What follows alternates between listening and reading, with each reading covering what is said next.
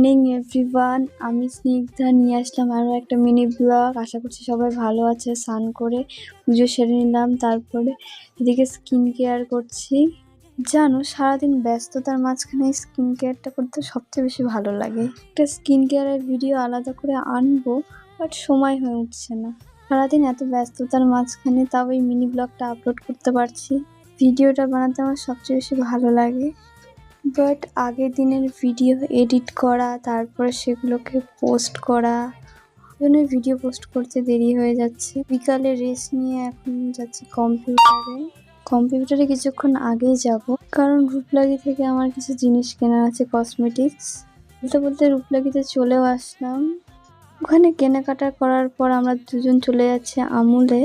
গরমে যদি একটু আইসক্রিম হয় তাহলে আর কি চাই। কম্পিউটার শেষ করে এখন বাড়ি চলে যাচ্ছি।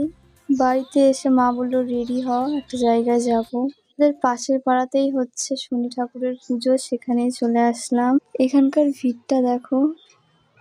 মারা তো খেলো, কিন্তু আমি কিছু খাইনি। পুরো ওখানে সবাই বসে থাকলাম। এইটুকুই মিনি